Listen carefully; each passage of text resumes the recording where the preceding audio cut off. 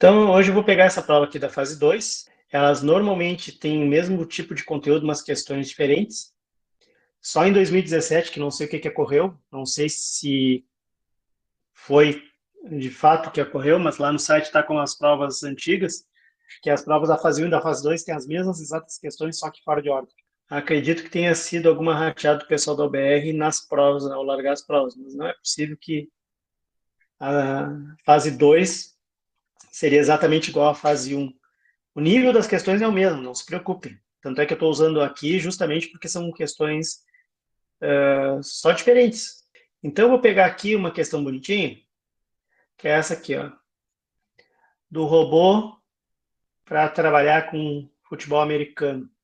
A ideia nem era tanto futebol americano, mas sim para calcular o volume do recipiente que vai armazenar as bolas. Então, eu tinha que fazer uma modelagem 3D da bola. É como se o sujeito estivesse usando uma ferramenta CAD para fazer um modelo em 3D. E muitas vezes essas modelagens em 3D partem de um modelo em 2D. A gente faz uma forma. No caso do futebol americano, lembra muito uma elipse. A gente começava com uma elipse, fazia uma revolução e depois fazia uma rotação, uma revolução dessa elipse. Aqui ele fala uma revolução de 360 graus. Mas aí a gente tem que pensar a coisa da seguinte maneira. Uma revolução de 360 graus, ela seria útil uma forma dessas, uma meia elipse.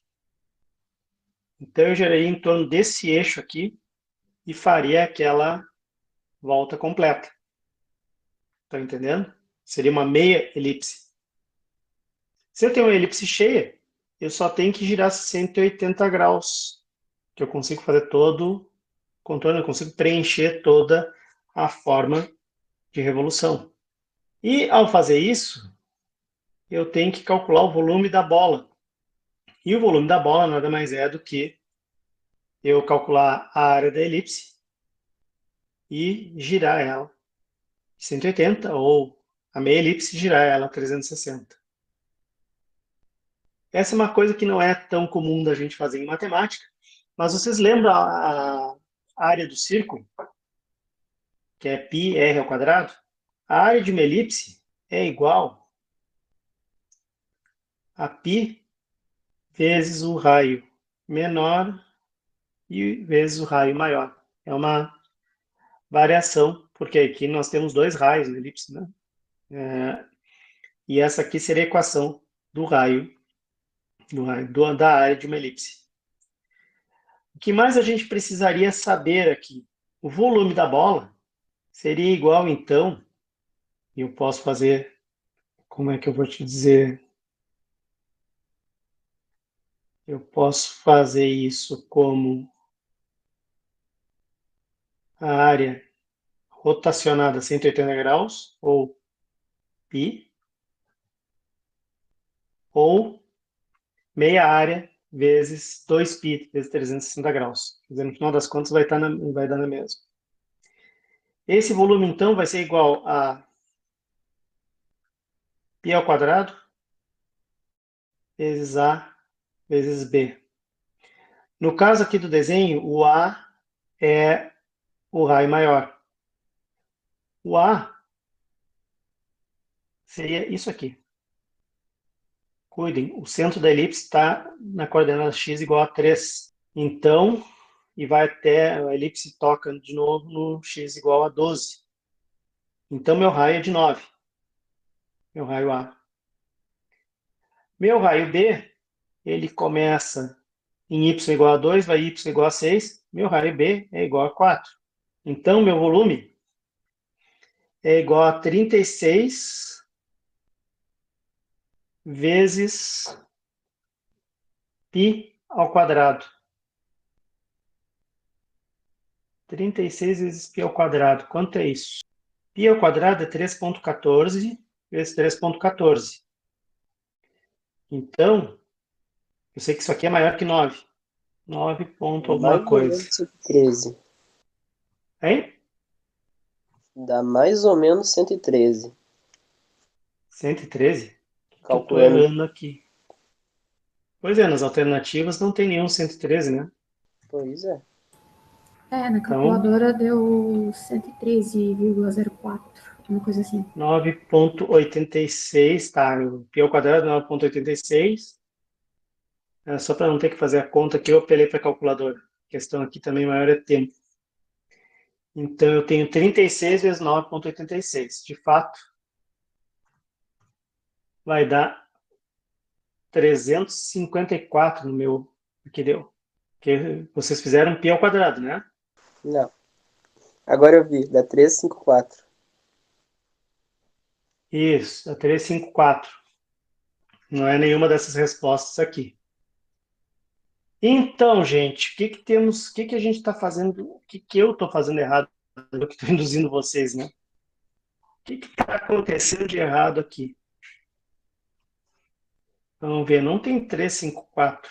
Se eu pegar o π vezes o A e vezes o B, eu estou aqui com π vezes A vezes B. A e B, tá, aí seria 113 essa área. Tudo bem. Eu lembro de ter feito essa questão ano passado, só que eu não lembro de ter usado essa fórmula. Mas aqui não era essa aqui, né, Yuri? Era essa? Era essa? Ah, É? claro, na prova, tá, esquece. Tá, tava fazendo a prova, eu pensei que era nas nossas Só que eu não reuniões, lembro tá, de ter usado desculpa. essa fórmula. Aham, pois é, aí é que tá o que eu tô achando esquisito, porque eu tô tentando identificar o que que foi feito de diferente aqui. O que é aquilo? Qual foi a fórmula que tu usou? Qual foi a equação que tu usou da outra vez? Só um minuto que eu vou procurar aqui. Tá certo. Enquanto o Yuri procura, quero tirar uma duvidazinha com vocês. Douglas e Fernanda da Paz, vocês receberam o e-mail da UBR?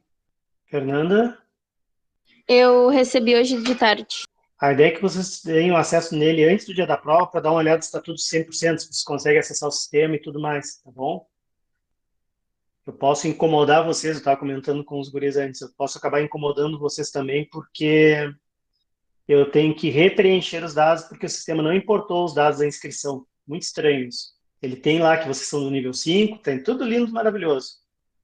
Só não tem sexo, data de nascimento e CPF. Só os dados mais críticos. Então, esse aqui, gente, eu estou tentando achar aqui o resultado, mas deve ter alguma coisa estranha.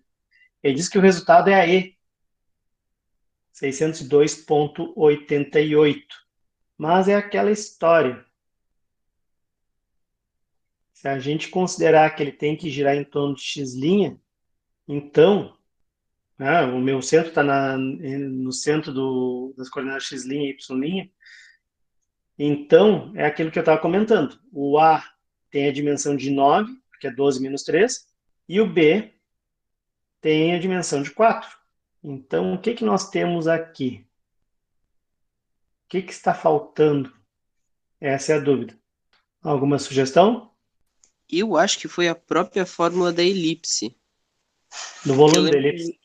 isso. Que eu lembro que eu cheguei em 4π vezes raio 1 ao quadrado vezes raio 2 dividido por 3. O que não faz muito sentido. Faz. Pior que faz. 4/3 de π Vezes vezes A raio vezes ao B. cubo. Vezes raio ao cubo. É, Raio de uma, raio do outro. eu acho que seria raio 1 ao cubo, raio 1 ao quadrado vezes raio 2. Raio 1 ao quadrado vezes raio 2 ao quadrado. Isso. Não, só o raio 2. Que eu lembro que era assim, ó. Eu usei a distância para cima e para frente. Eu fiz o eixo x, y, z. Uhum. Aí no x e y, no x e no z, eu usei o mesmo valor, que já que seria o mesmo valor de raio, e no raio 2 foi diferente. Tá, tô te Vou até entendendo. fazer aqui de novo. Não, tô te entendendo. Tá certo, tá certo. O que que acontece aqui? É aquela história da elipse é um caso genérico da esfera. Melhor, a elipse é um caso genérico do círculo. Esse elipsoide, que seria a forma tridimensional, digamos assim, equivalente à elipse, ele é o caso especial também de quem? Da esfera. O raio a equação da esfera é 4 terços de πr ao quadrado. Melhor, πr ao cubo, desculpa. Seriam as dimensões do r ao cubo porque tu estás trabalhando em 3 dimensões. E nas 3 dimensões o raio é idêntico. Aqui, esse cara não é idêntico. Não sei se vocês estão enxergando a ideia. Tela Está tá usando preta direto a de novo. equação. Tu tá totalmente certo em relação a usar direto a equação. É que eu tentei deduzir essa equação aqui e não fui feliz. Fiz coisa feia, fiz coisinha. Mas essa aqui seria a equação correta. Tu tens toda a razão. Tá? A grande questão aqui é a seguinte. Quem é o elemento ao quadrado? O elemento ao quadrado aqui é o B, não o A. Por que o elemento ao quadrado aqui é o B e não o A? Vou até botar aqui direitinho. 4 terços de AB ao quadrado. Vou explicar o porquê do B ao quadrado.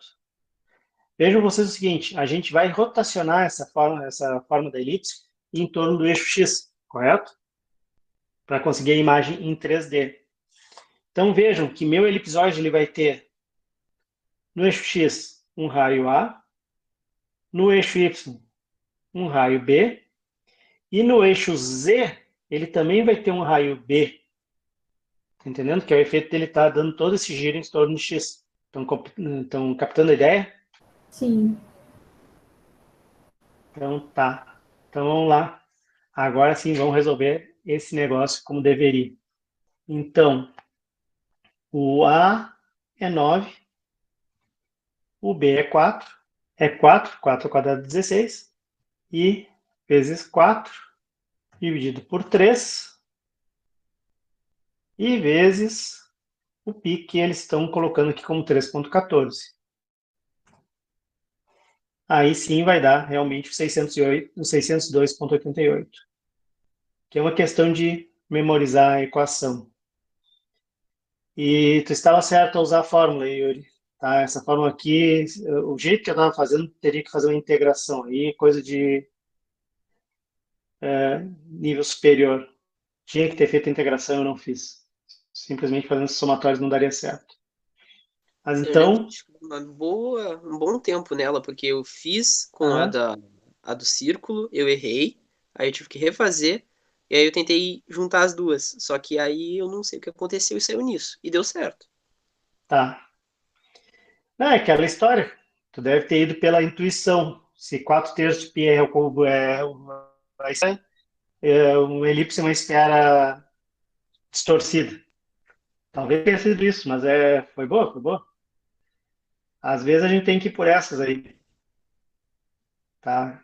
E realmente, é uma coisa que, por exemplo, eu estava fora aqui tá fora do meu dia a dia, nem lembrei. Que horror. Bom, vamos lá então. Vamos seguir algumas outras aqui. Eu vou para essa aqui da elétrica, tá? Porque isso aqui é teoricamente física 3. Também teria que ter alguma coisinha de eletrônica, mas vamos entender aqui uma questão que eles colocam como se fosse uma coisa de circuitos, resistor, capacitor, mas que não é bem assim. Porque olha só, a questão da interpretação do texto, lê até o final a questão. Tá? Que ele fala aqui, ó, o professor de robótica montou um circuito contendo uma chave, um resistor, um capacitor de placas paralelas e uma bateria. O fato de ser de placas paralelas, ou ser um eletrolítico lá com as placas enroladinhas e coisa, não afetaria em nada aqui. Só que, cuida, em um dos experimentos, a bateria de 12 volts foi usada para testes. Porém, o professor esqueceu de descarregar o capacitor. O professor abobado esqueceu de descarregar o capacitor. Podia ter tomado um choque. Que tinha sido utilizado em outros experimentos estava completamente carregado. Ao conectar a bateria no circuito e fechar a chave de contato, qual foi a corrente instantânea que circulou no circuito e qual a sua direção? Vejam vocês o seguinte, um capacitor ele vai carregando até que ele iguale a tensão do circuito ao qual ele está conectado. Quando ele está com a carga completa, ele estaria aí completamente carregado. Da mesma medida, se tu tiveres uma tensão um pouco menor, vai começar a fluir corrente a partir do capacitor. Por isso que ele está falando no termo instantâneo, porque ele sabe que ao longo do tempo a corrente vai circulando até que ele chegasse nos 12 volts. Mas interessa para ele naquele exato momento. Então, nada mais é do que um circuito, para os efeitos de instantâneo, onde eu tenho duas fontes. Uma fonte de 12 volts, uma fonte de 22. A fonte de 22 seria a maior. A princípio, eu estou assumindo, já que ele foi ligado dessa maneira, que eu estaria com as cargas positivas aqui e as negativas aqui. A placa de cima estaria com a carga positiva, justamente porque a fonte também está positiva para cima. E a negativa aqui. Então, seria um comum, digamos assim. E a questão é que a corrente flui do sentido do maior potencial para o menor potencial. O que significa isso? Que instantaneamente a corrente vai fluir para cá. Qual é a diferença de potencial no circuito entre os dois lados? Instantaneamente, eu tenho 10 volts de ponta a ponta. Que corrente instantânea eu tenho aqui? Bom, é só ver. QI igual a V sobre R. Tem essa tensão, não tem outro componente ali no circuito, tem essa tensão entre os dois, essa diferença de potencial entre os dois extremos do meu resistor. Eu não tenho mais nada ali naquele circuito. Então, é 10 por 2 é igual a 5. Uma pista que meio que entrega o jogo aqui é a seguinte. Olha só, eu tenho 5, 5, 11 e 11. Então, quer dizer, teria que ser um desses dois valores aqui. Talvez o cara estivesse pensando isso. 5 volts ou 5 volts, ou 11 volts, desculpa, 5 amperes, 5 amperes, ou 11 amperes, 11 amperes, para que o sujeito tivesse aquela dúvida também sobre a direção da corrente. A direção da corrente já foi estabelecida, ela vai sempre do maior potencial para o menor potencial. Então, seria do capacitor para a bateria. E 5 amperes seria essa aqui, a D. Entendida a ideia? Vamos ver se esse cara está certo. É a D. Essa aqui, gente, valia 5 pontos. Eu esqueci de comentar. A outra valia 7 pontos. Tranquilo aqui? Isso aqui está estranho para vocês? Faz algum sentido? Pra mim tá tranquilo. Tá, joia. Eu já vou aproveitar que temos as duas meninas que chegaram agora. Manuela, tu me disse que tinhas recebido o e-mail do pessoal da UBR. Tu chegasse já a entrar lá no site? Ainda não. Eu tava esperando a reunião. Tá, Fernando, Rafaela. Eu recebi o e-mail, mas eu também não cheguei a entrar ainda. Tá, só para eu marcar quem que já recebeu o e-mail. O que eu estava comentando com o resto do pessoal, é importante que vocês entrem no site antes do dia da prova, para ver se está tudo certo com a senha de vocês e tudo mais. Que antes da prova, até a véspera da prova, eu ainda consigo interceder junto ao pessoal da organização para liberar cartão de acesso. Inclusive, falem para os colegas testarem isso aí, está tudo direitinho, se receberam ou não receberam e-mail, que eu preciso saber disso quanto antes, porque eu tenho, aqui eu estou com o sistema aberto, aliás, eu tenho acesso ao cartão de cada um. Se alguém perdeu o e-mail, não recebeu, eu consigo gerar o cartão e mandar para vocês. Tá? Pelo menos é o que diz aqui. Deixa eu ver. Aqui é baixar cartão de acesso. É isso aí mesmo, cartão de acesso. Bom, oi. Eu tava vendo aqui no coisa da prova que eles mandaram, que tu entra no site lá, que eles dão o login, a senha e o Isso. link de acesso, né? Isso. No que tu entra na parte para preencher os dados ali, quando chega em CPF fica carregando e não carrega. Tá. Eu não cheguei a editar o teu ainda. Não sei se daqui a pouco é isso. Não, Vamos no ver, caso depois tá tu me diz. aberto aqui na minha Ah, frente, é isso que eu tô dizendo. Porque assim, olha, ano passado eu já tava cadastrado, eu fiz isso tudo antes da prova também. sim, sim, Só que eu agora tá lembro. dando pra fazer de novo. Pois é, eu tô achando que eles refizeram parte do sistema e aí perderam os dados. Bem provável. Sabe aquela história assim, ó, tá tudo no site do Sistema Olimpo. Melhor, minto. As inscrições de vocês estão no site do Sistema Olimpo, que é o sistema que gerencia inscrições e tudo mais. A prova está no site da UBR.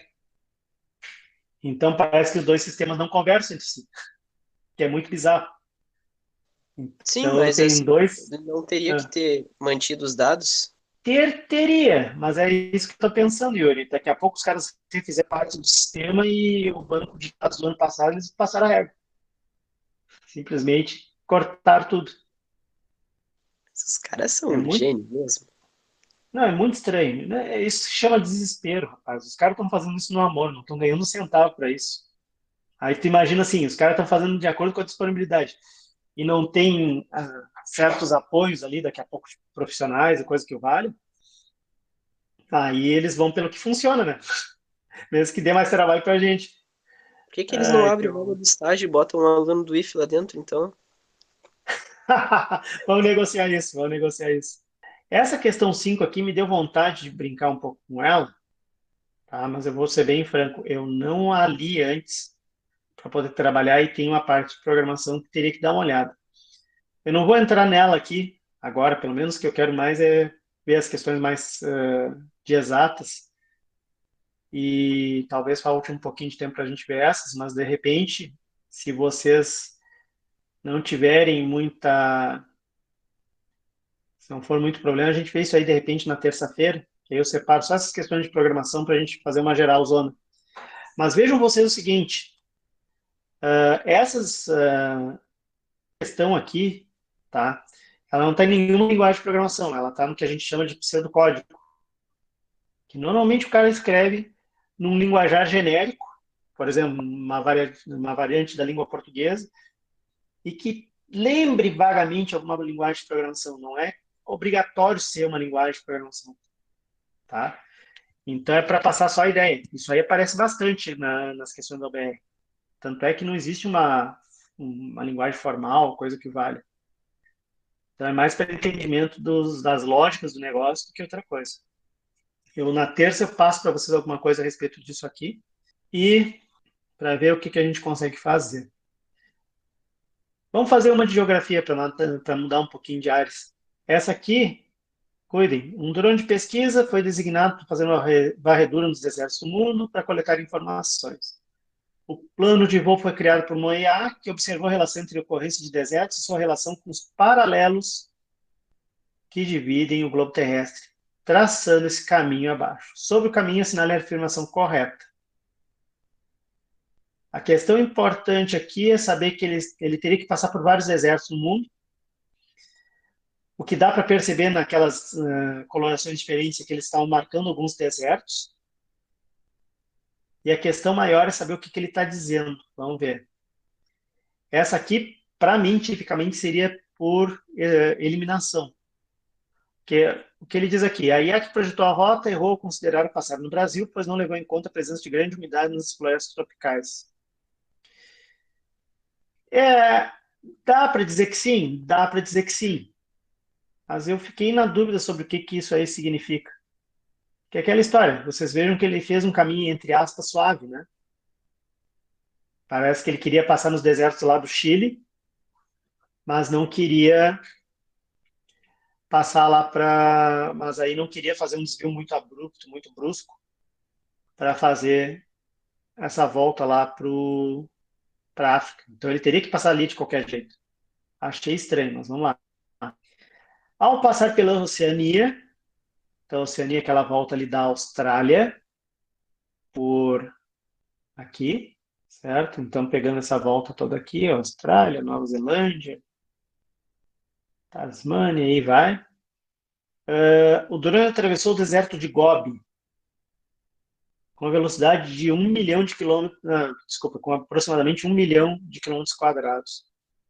Esse aqui é um daqueles factoides esquisitos. Deserto de Gobi, eu acho que tem essa dimensão, não tenho certeza. Mas ele não fica na Austrália, ele fica na Ásia. Então essa aqui está errada. O Kalahari não foi visitado, pois fica na região oeste dos Estados Unidos e fora da rota.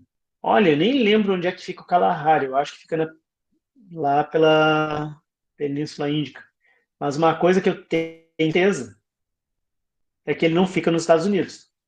Aqueles desertos ali estão ali no mapa do mundo, ali na volta dos Estados Unidos, aquilo ali é o deserto do Vale da Morte. Então, eu vou por eliminação. O deserto do Saara, localizado ao norte da China, esse aqui nem precisa, né? O deserto do Saara fica na África. A Antártida não pode ser considerada um deserto devido ao seu clima frio. Não, não é pelo frio. Tanto é que eu tenho ali embaixo a Patagônia e tem umas regiões desérticas ali que estão bem marcadas. Então, a única que eu fiquei na dúvida, e aí que veio como eu disse, por eliminação, é a A. Eu marcaria aqui essa A. Vamos ver se estaria correto. E a resposta correta é a A. Essa aqui valia 5 pontinhos. Entenderam a estratégia aqui? Não? Entendi. Tranquilo. Vamos para essa bonita aqui. Com o intuito de evitar que os dorantes danifiquem os pacotes, a empresa que pretende usar o serviço está produzindo embalagens mais resistentes, capazes de suportar forças de grande magnitude em seu impacto com o chão. Tá, então o que o cara está querendo dizer essencialmente é que ele está eles estão produzindo uma embalagem resistente e que ele quer saber assim, ó, qual a velocidade do impacto ao tocar o solo caso um pacote de 1,5 kg que está sendo carregado por um drone seja lançado com velocidade inicial nula. Ou seja, ele só é largado de uma altura na qual ele possui 294 joules de energia potencial gravitacional. Vejam, energia potencial gravitacional e energia cinética. Isso aqui é assunto de física 1. Tá? Então, por que ele está colocando isso aqui? Ele deu uma pista para a qual a gente tem que saber usar. Qual seria a equação da energia potencial gravitacional? Massa vezes gravidade vezes altura. Por que isso me interessa? Porque com isso aqui eu consigo extrair a altura. E por que me interessa a altura? Porque eu estou trabalhando aqui com queda livre. E na queda livre, eu posso assumir que meu V vai ser igual ao quê? Vamos lá, gente? Lembra disso? Não? Seria a velocidade? Sim, V é a velocidade. Agora, qual é a velocidade que tu vai chegar no chão? É isso que ele quer saber. Tu está numa queda livre, certo? Então, tu tens um V0 igual a zero. Simplesmente está partindo com velocidade nula. Ele só abriu a garra, o Duran só abriu a garra e deixou cair. Qual é a velocidade com a qual ele chega no chão? É isso que ele quer saber. A gente tem a gravidade, a gente tem o tempo. Então, a equação da velocidade originalmente seria isso aqui, V0 menos GT2. A tela tá preta. De novo? Que coisa. Ai.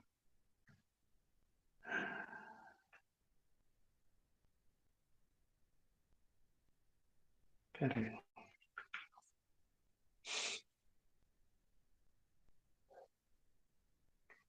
Eita. Estão conseguindo enxergar, não? Mais ou menos. Mais ou menos. Ela tá metade preta e metade tá normal. Isso. Vamos lá. Ao girar ela de novo, ela enlouquece. Ao girar de novo, ela se arruma. Ao girar de novo, ela para. Lindo Tá isso. parecendo os computadores do IF. Ah, não, tá melhor. Ah, não, olha, hoje o Meet resolveu me tirar. Hoje não, desde ontem. Ah, de novo. Consegui arrumar e ela bagunçou de novo. Que coisa de doido. Eu fui colocando a fórmula já trocando os valores, então eu não sei se tá certo. Tá, o que tu fez aqui depois? Deixa eu enxergar primeiro. Ô, Carlos, Oi? eu já, eu já coloco agora o e-mail e a senha ali no acesso à prova para testar? Ué, quando tu Isso? quiseres. Uhum, Tá bom. quando tu quiseres. Mas então, o que que seria a minha resposta, a minha equação da velocidade aqui? Tô com ela por tempo, né? Sim. Pois é. E aí? O que mais que eu consigo daqui? Olha, na teoria eu não sou muito bom, sabe? Mas assim, botando as coisas no papel, sai. Colocando as coisas no papel saindo. Então tá lindo. Outra equação que eu tenho aqui, que também a gente pode usar, é que a distância percorrida, eita, que não volta nunca. Que a distância percorrida é gt2 sobre 2. Porque seria v0 menos, melhor, x0, y0, que é a altura, né? Menos gt2 sobre 2. Então vejamos o seguinte, eu coloquei as duas equações aqui, certo? A altura é gt2 sobre 2, energia potencial é mgh, isolei as duas. Então vejam, eu tenho essas duas partes aqui que são iguais. Trabalhando com essas igualdades, o que que eu consigo tirar? Eu consigo tirar o g daqui. Então o que que eu fico? O que que eu fico? Eu consigo tirar o t daqui, não consigo? Sim. Então eu faço 2ep, mt ao quadrado. Opa, mt ao quadrado. 2ep sobre m. 2et ep sobre m, raiz. Então meu v vai ser igual ao quê? É negativo porque eu estou pensando para baixo, tá? 9,8 vezes raiz de 2ep sobre m. Aí vamos resolver isso aqui. 294 joule vezes 2 dá 588. Divide por 1,5 e aí faz a raiz desse treco. Dava pra fazer mais fácil. Diga então. Dava pra jogar os valores direto na fórmula, na primeira fórmula. Aí tu achava direto o H. Ia ser a única variável que ia ficar de fora pra ser achada. Tu é o cara. É verdade. Tu é o cara, é verdade, é verdade, é Dava verdade. 294 joule igual a 1,5, que é o peso, já em Uhum. quilo, vezes 9,8, que é a gravidade, vezes a altura, que é a incógnita. Traz a Tá. incógnita, 294 por 14,70, que foi o que eu achei fazendo 9,8 vezes 1,5. Tá, para isso tu achou o H no final das contas. Sim, Tá, mas ele quer a velocidade. E aí, deu aproximadamente a mesma coisa. deu aproximadamente o quê? Deu 20 no meu. 20. Tá, peraí então. Eu Deixa eu lembro ver que aqui. H dava para ser substituído por V. Poxa, Desculpa. MGH. Aí o que mais que a gente tinha aqui? Que o H é igual a GT2 sobre 2. E aí o que tu tirou foi aqui o H, né? Tu conseguiu o H a partir do EP e do MG. E aí o isso. teu H teu quanto? 20? 294 joules. Foi a energia potencial. Isso, Não, 294 joule o H deu 20 metros. por 1,5 vezes 9,8 aqui, certo? Isso. E aqui deu 20 redondinho, 20 metros. O H deu 20. Uhum, tá. E agora a questão é saber, em 20 metros, quanto tu desenvolve de velocidade? Para Essa é uma isso que eu boa estava pergunta, calculando o porque eu T, fui pelo entendeu? chutômetro. Hã? Essa é uma boa pergunta, porque na hora eu fui pelo chutômetro. Porque olha aqui, ó, pelo chutômetro talvez até vá, mas vai ser meio estranho, assim, é muito na felicidade. O T Eu fiquei seria a feliz. raiz de 2H sobre G. Seria a raiz de 40 por 9,8. Como ele diz que G é igual a 9,8, não dá para arredondar para 10, né? Que é aquela coisa que engenheiro adora arredondar. Mas dá para ter uma noção, assim, que seria a raiz de 4 aproximadamente, né? Se 9,8 é praticamente 10. 40 por 10 dá 4. Raiz dá 2 e alguma coisa. Não sei quanto é que vai dar aqui. 2 pontos, uma tranqueirinha. Mas a minha velocidade é igual a menos G vezes T. Menos 9,8 vezes 2, alguma coisa. Seria alguma coisa do tipo 19,8? Isso? Isso. Tá. Como é que é o gabarito aqui? 19,8. Isso. Não, a tua saída foi melhor do que a minha. Concordo plenamente porque tu conseguiu o H redondinho, né? E aí facilitou bastante as equações. Tens Tá como subir a tela um complicando. pouquinho só para ver a questão, que eu só tenho aqui a do gabarito. Ah, tá. Se eu não me engano, eu usei depois a distância Sim. que estava do chão, foi o tempo que eu usei. Alguma coisa assim. É, mas aí foi muito na coincidência, Yuri. Pois é. Foi muito, né? Muito na sorte. Muito na coincidência. Coisa boa. Às vezes a sorte favorece os ousados. Mas a questão justamente tu fosse pelas etapas, tu conseguiu ir cortando, queimando caminhos. Porque aquela história, velocidade tu precisa saber, tem que ter alguma informação de tempo, né?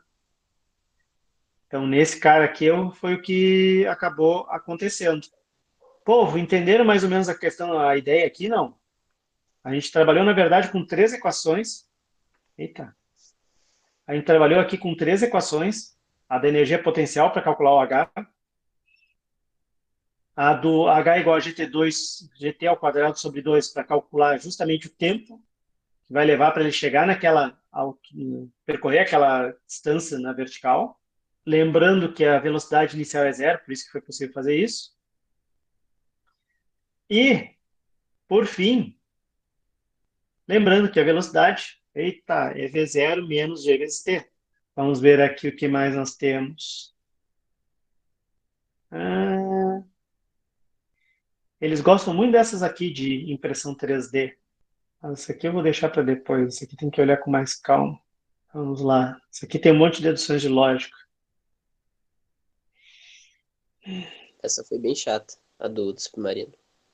Aham, imagino. Uma coisa que ele está Uma coisa que ele está colocando aqui em microcontroladores com a TMega 328, microcontrolador usado no Arduino, não é possível usar um sinal puramente analógico. Durante a OBR, tinha que ter um sinal variante, descobriram que tinha que ter um sinal variante no tempo, a tensão variava no tempo, semelhante ao que está descrito aí. Tá, vamos ver se aqui dá para entender alguma coisa.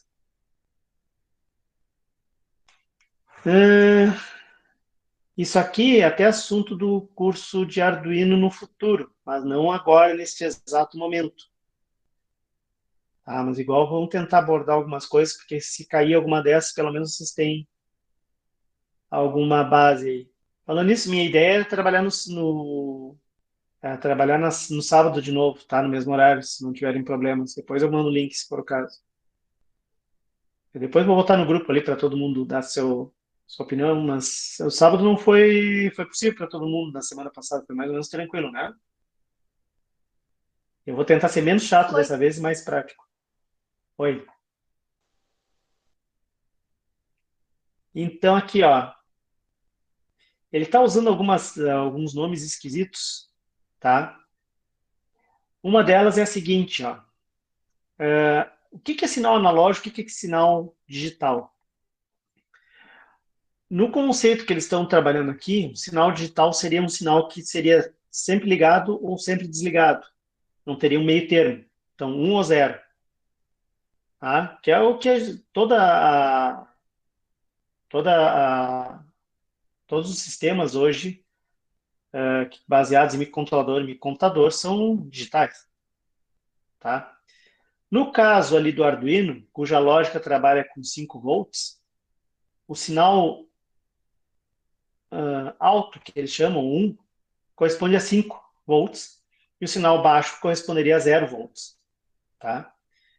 No caso de um sinal analógico, tu não tem só 0 volts ou 5 volts, tens meios termos. Pode ter uma grande variação, infinitos na teoria, infinitas variações entre 0 e 5 volts. Essa é a ideia da eletrônica analógica, que a gente chama, tudo mais. E nesse caso aqui, o microcontrolador ATmega 328, que é o que a gente usa no Arduino Uno, ele não tem como tu gerar sinais analógicos. Infelizmente, ele não tem essa opção. O que ele estava precisando aqui era ter esse perfil de tensão aqui, provavelmente para abrir e fechar as garras com velocidades diferentes, de acordo com um tipo de aproximação ou ataque para abrir totalmente ou fechar devagarinho para não machucar a vítima, coisa assim. Porém, tem uma técnica que se usa que é justamente a tal de PWM. O termo técnico de PWM é modulação por largura de pulso, em inglês. Então, vocês vejam que a A e a C uma usa PWM, a outra usa modulação por largura de pulso. Estão vendo? É a mesma coisa. O que faz o PWM? O PWM faz o seguinte, ele trabalha numa determinada frequência, ou seja, tu vais dizer assim, olha, eu vou dividir meu tempo em milissegundos, ou centésimo de milissegundos, certo?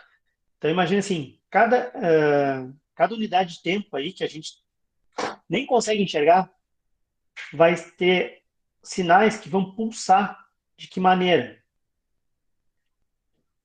Vamos assumir assim, que eu tenho os períodos de tempo aqui, tá? Todos teoricamente iguais. Vamos fazer ele mais igualzinho aqui. Teoricamente iguais. Então, o que acontece? A gente pode simular um sinal analógico para alguns casos, outros casos não vai funcionar direito, através de um chaveamento, onde nesse período de tempo aqui, eu vou dizer que parte do tempo eu vou ficar com sinal alto, parte do tempo eu vou ficar com sinal baixo. Por exemplo, nesse caso aqui, eu tenho meio a meio. Metade daquela unidade de tempo o sinal vai ficar alto, metade da unidade de tempo o sinal vai ficar baixo. Se eu fosse pensar em média, qual seria o valor aqui? Se isso aqui é 5 volts e 0, então metade do tempo fica 5, metade fica 0. Na média, eu teria 2,5. O comportamento médio, o valor médio aqui seria de 2,5. Aí, eu quero fazer um sinal mais fraco. Então, por exemplo, eu poderia fazer um sinal assim. O que quer dizer isso aqui? É um pulso que fica 1/4 de tempo dessa unidade de tempo ligado e 3/4 desligados. Então, eu teria um sinal, considerando uma lógica de 5 volts, eu teria um sinal que seria metade daquele anterior. Ali já era 1,5, não, era 2,5, aqui seria 1,25 volts. Seria mais baixo. E assim por diante. Se eu quisesse um sinal de 5 volts, eu utilizaria ele alto toda essa unidade de tempo aqui. Então vejam, o que eu estou trabalhando aqui com o conceito de média. Em unidades de tempo tão pequenas que o olho humano não percebe, que nós não percebemos. E dependendo do tipo de sistema que a gente está comandando, também não vai se perceber quase nada. O efeito prático seria realmente da média desses valores. Imagina assim, ó, uma lâmpada incandescente. A lâmpada incandescente, quando vocês ligam, ela faz o quê? Tu aquece uma resistência a tal ponto que ela fica extremamente quente e ela brilha por causa desse calor. O que acontece se eu ligo e desligo ela muito rapidamente, eu vou acabar tendo um pequeno aquecimento dessa lâmpada, não necessariamente um muito alto, isso um brilho menor. Então, o efeito prático é como se eu estivesse alimentando ela com uma tensão menor do que a tensão que faria ela brilhar a pleno. Essa é a ideia do PWM. Estão entendendo?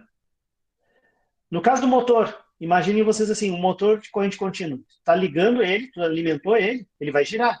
Se tu alimentou na tensão de operação dele, ele vai girar na sua velocidade plena. Porém, se tu alimentou ele com uma velocidade, com uma tensão menor, ele vai girar menos. Agora, imagine que ao invés de alimentar ele continuamente, tu dá pequenos pulsinhos. Isso vai fazer com que ele dê um pequeno giro. Mas lembre-se que motores, né, têm inércia, porque eles têm uma massa. Então, depois que tu botou ele para girar, mesmo que tu desligue ele, ele ainda vai continuar girando um pouco. E não vai perder velocidade logo de cara. Então, essa é a técnica que o PWM que possibilita que o PWM seja usado para comandar motores, para comandar lâmpadas, para trabalhar com LEDs. Por que com LEDs? LED não tem meio termo. LED ou brilha ou não brilha. Tu até tens os meios termos, mas assim, as tensões de operação são bem chatinhas. Então, o que pode fazer com o PWM? Pode fazer com que ele brilhe. E no caso ali, ele pisca. Isso que é muito estranho. Ele pisca muito rapidamente. Se essa unidade de tempo aqui, como eu estava dizendo, é décimo ou centésimo de milissegundo, vocês nunca vão enxergar ele piscar. Mas o olho de vocês vai perceber um efeito como se ele estivesse mais fraco. Tá entendendo? Então, o PWM é uma técnica que se usa para fazer essas simulações de tensões menores que as tensões de operação. Vamos ver o que ele diz aqui das afirmações, vamos ver o que isso aí significa. A utilização de PWM não será útil, pois a onda gerada só possui dois valores, 0 e 5. Isso é verdade? É verdade. Mas o efeito prático dele, o efeito que se tem é de uma média ponderada, digamos assim, entre os valores de tensão. Então, não sei, eu estou na dúvida se essa afirmação estaria correta para esse sujeito. As portas para transmissão serial podem ser utilizadas. Não tem nada a ver. Comunicação serial é para tu enviar bits de um lado para outro, né? Então, por exemplo, do Arduino para o PC, do PC para o Arduino. Utilizando a técnica de modulação por largura de pulso, ou PWM, é possível replicar a onda e controlar a abertura da garra. Isso aqui é até verdade, que eu estava comentando com vocês. A garra vai ser manipulada por motor, vai ser acionada por motor. Então, consegue comandar. Usando as portas A0 a A5, é possível obter um formato de onda semelhante, porém sem os degraus. Olha a malandragem aqui. A gente não tem saída analógica no Arduino, a gente não consegue gerar um sinal de em qualquer tensão. Mas a gente tem entrada analógica, que permite a gente medir tensões entre 0 e 5 volts. Então, eu posso medir 1, 2, 3. Mas eu estou medindo. Eu não estou acionando um motor. Então, essa aqui está tentando te enganar, porque as portas A0 e A5 são para usar a entrada analógica, e não a saída, que seria o que acionaria o motor. Então, essa aqui com certeza está ruim. Não será possível replicar o formato da onda sem usar um módulo externo, visto que todas as portas do Arduino são digitais. Se a gente está pensando que o PWM é possível, que é a C, aí é exatamente o oposto da C. Então, ou eu me decido por uma ou por outra. Eu comentei com vocês aqui o que o PWM é capaz de fazer. Então, eu tiraria esse aqui. Aí vem aquela outra história. PWM não é útil porque só tem dois valores, 0 e 5. Mas a C me diz que é útil, que é possível. Então eu acredito na A ou na C. Eu vou acreditar mais na C justamente pelo que eu comentei. Vejam vocês assim, eu estou vendo aquela equação, ou melhor, eu estou vendo aquele gráfico ao longo do tempo. Eu não sei qual é o tempo que o cara está usando aqui, mas essas unidadezinhas de tempo que eu desenhei aqui embaixo para ilustrar para vocês, isso é uma coisa bem curiosa pelo seguinte, Imagine que isso aqui seja 1 segundo, tá? Sim, ele não fala direito aqui, mas eu vou presumir que leve alguns segundos cada quadradinho desse. O PWM, a unidade de tempo que tem esses pulsinhos, ela, por baixo, tá? Ela é de 1 milissegundos. Então, tu terias 1000 unidadezinhas de tempo dessas aqui. Dentro dessas 1000 unidadezinhas de tempo é que o sujeito vai chavear, vai ficar pulsando. Então, imaginem vocês, o negócio é tão rápido que dá essa impressão de que ele não está realmente trabalhando a 5 volts, mas sim a 2,5, a 3. Tá? PWM é uma técnica interessante para essas questões. Oi? Ele já deu ali meio que a resposta também para na diferença entre essas duas no próprio enunciado, porque o sinal varia com tensão variante no tempo. Uhum. Ele não vai ser sempre 0,5, ele vai variar entre esses dois. Mas aí é que está a grande questão, Yuri. Isso não é analógico, entendeu? Então, a variação ao longo do tempo, rigorosamente falando, seria um sinal analógico. Eu estou Não, assim, em termos corretos, tá? Em termos de eletrônica correto, seria um sinal analógico. A questão justamente ela está tentando te induzir justamente a esse fato, de que, não, teria que ser analógico. Não, pode ser um sinal digital, tá entendendo? Pode ser um sinal digital. Pulsado desse jeito, ele vai te dar a impressão de que ele é um sinal analógico e vai funcionar para muitas coisas. É que existem outras para as quais o PWM não serve. Aí teria que ser analógico mesmo. Principalmente quando trabalhas com altas frequências de acionamento. Até o Rogério descobriu esses tempos e isso foi um alívio, tá? Porque eu tive um TCC que teve esse problema. Aquelas pastilhas de Peltier que são usadas para refrigeração eletrônica, tá? Eles não podem ser chaveados por PWM por muito tempo, porque elas queimam. Aí tu imagina. Aí tu tá ali brincando, daqui a pouco tu destrói. My friends are robots. Que coisa mais chique. Robôs de enxame, isso é bonito de dizer. O que é isso aqui? Tá. Os valores de preço, aqui é juros, química. Daqui a pouco, como eu disse, vou largar essa coisa para a professora de química. O filme Robôs. Aí eu acho que tem um pessoal mais velho ali fazendo essas questões, né? Robôs é um filme bem antigo. Deixa eu ver aqui.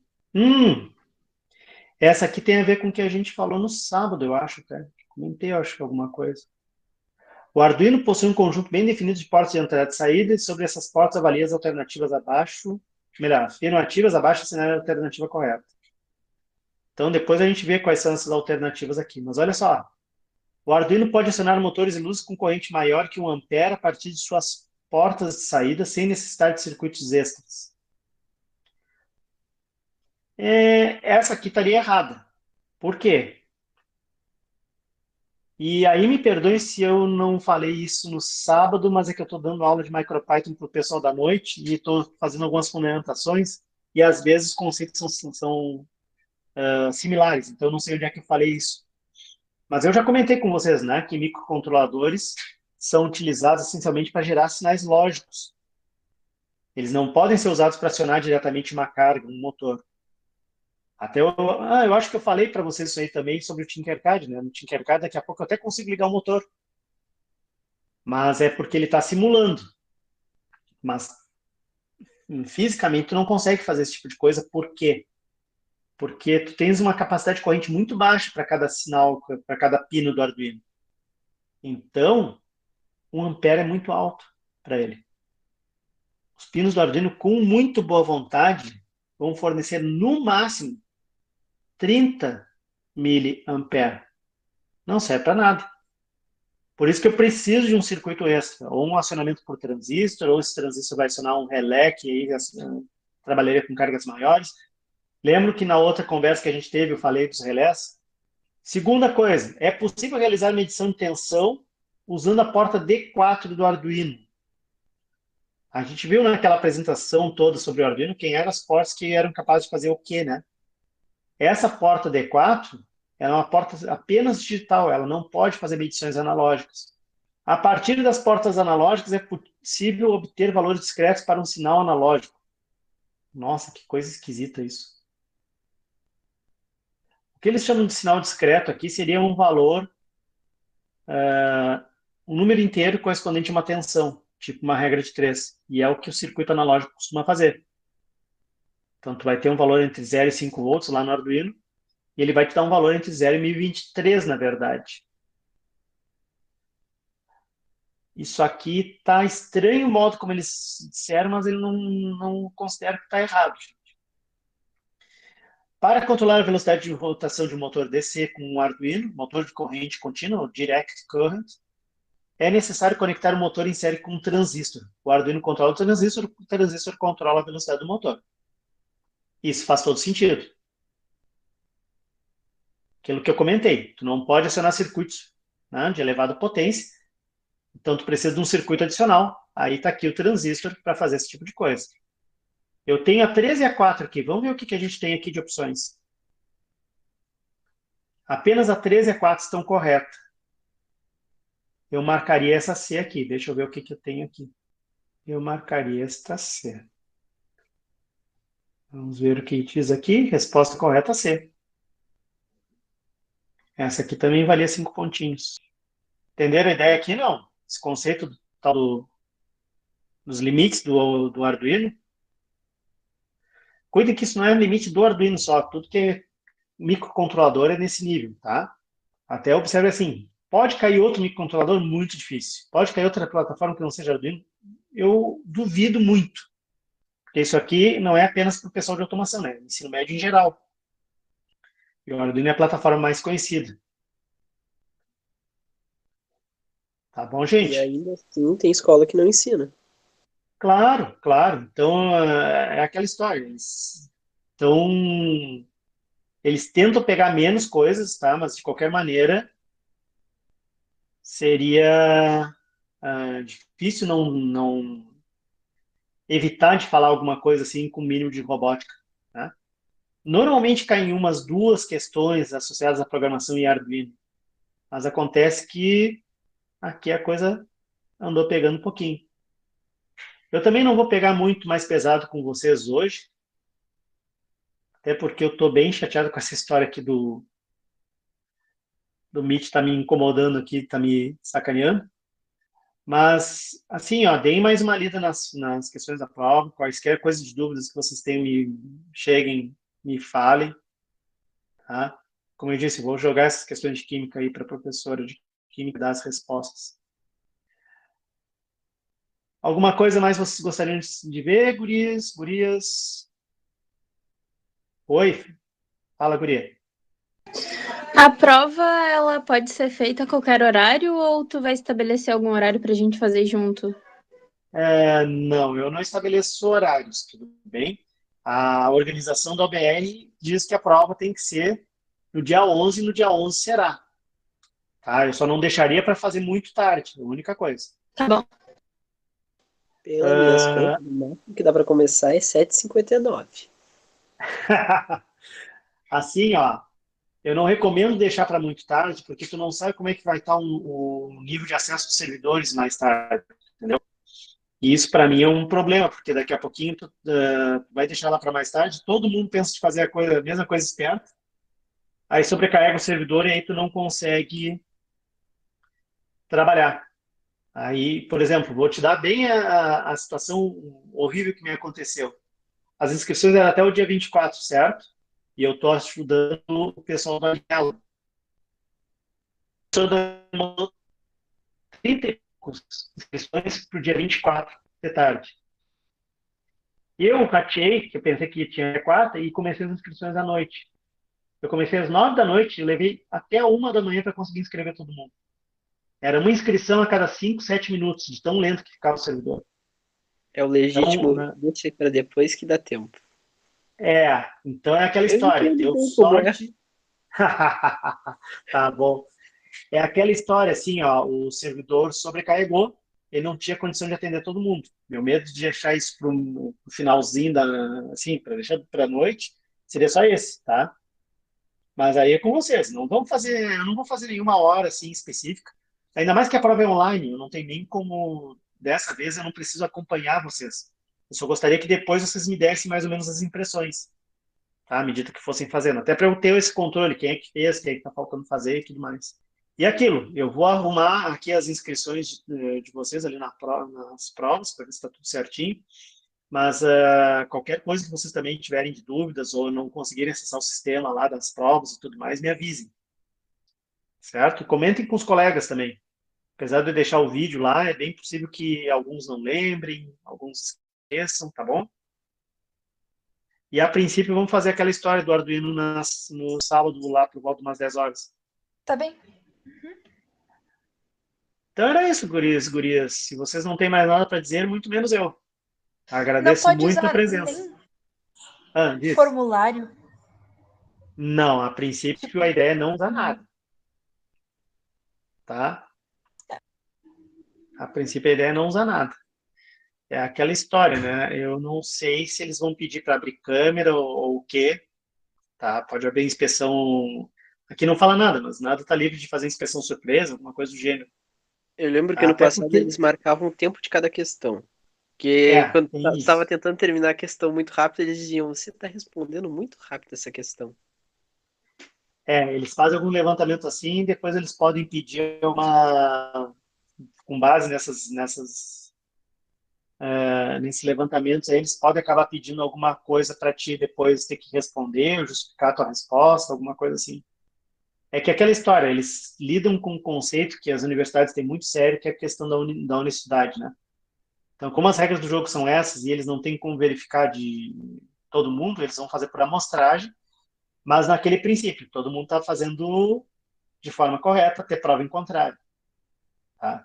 Acontece que se produzir esse tipo de prova, o cara pode ser, inclusive, expulso de futuras provas da OBR e até mesmo ter alguma repercussão futura, né?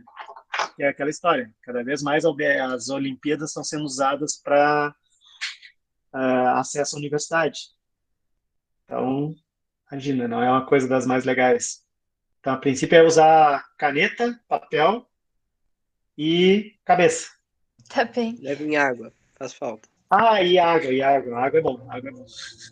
Ainda mais que são 4 horas de prova.